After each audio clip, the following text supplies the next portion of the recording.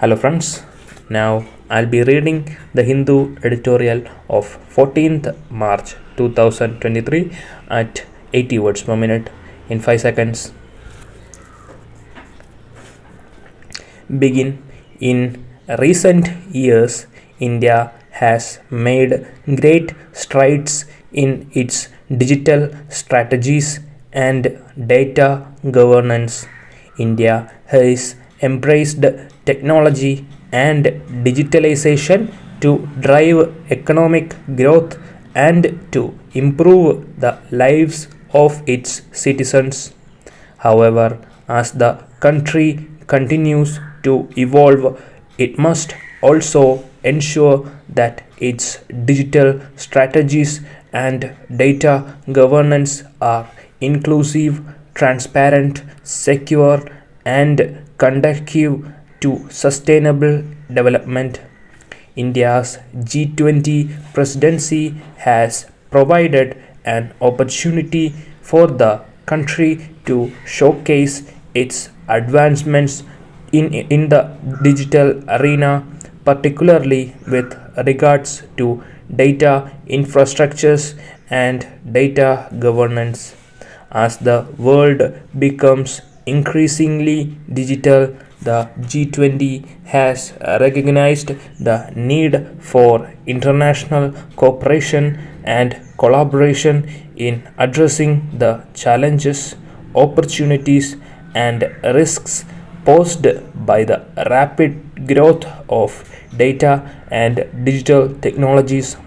Significant progress has been made in the use of digital technologies to provide access to bank accounts and in the promotion of digital transactions through the unified payment interface and other options. The launch of India's data empowerment and protection architecture, a consent management tool, has generated both excitement and concern among stakeholders. On the one hand, DEPA has the potential to improve data protection and privacy for citizens by giving them greater control over the use and sharing of their personal information by allowing individuals to easily manage and control their data consents. DEPA could help to build trust in digital technologies and data governance. However, there are also risks associated with DEPA, particularly in terms of security and privacy. If the consent management tool is not properly implemented or managed, there is a risk that personal information could be misused or misappropriated. Additionally, there are concerns that the implementation of DEPA may be inconsistent across different sectors and jurisdictions, which could undermine its effectiveness and create confusion among citizens. In order to realize the potential benefits of DEPA and minimize the risks, it is important that the tool is implemented in a transparent, consistent, and secure manner.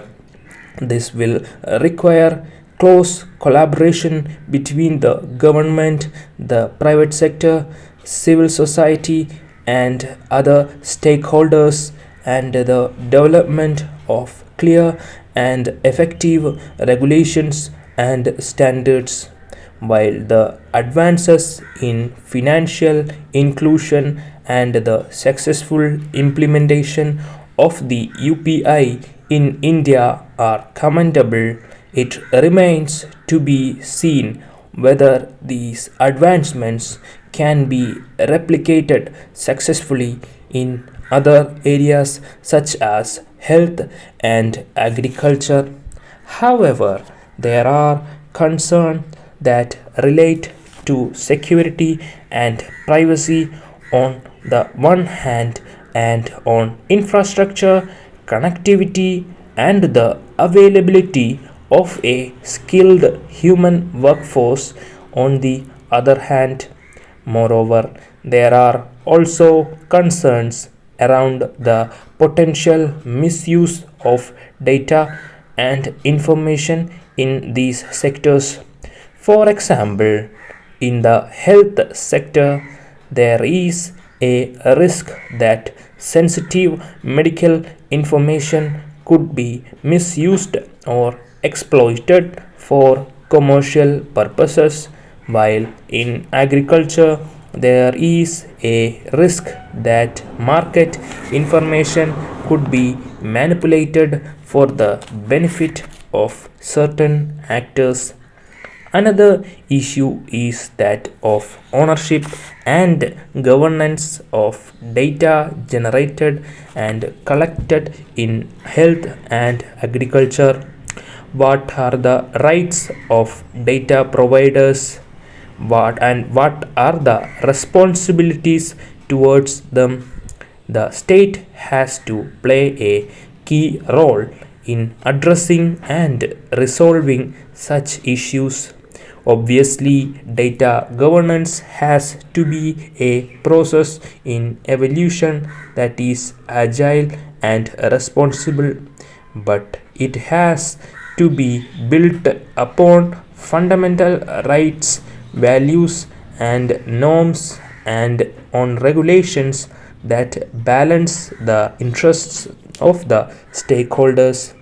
These concerns must be addressed through strong and robust data protection regulations, the development of ethical and responsible data governance practices, as well as effective and accountable oversight mechanisms. Data sovereignty has become an increasingly important issue.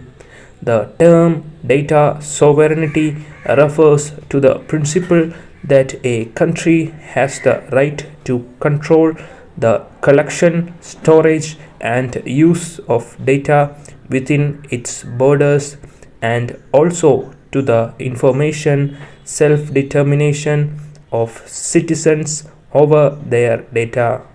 India's establishment of an India Data Management Office is a step toward in the country's journey towards data sharing and data governance.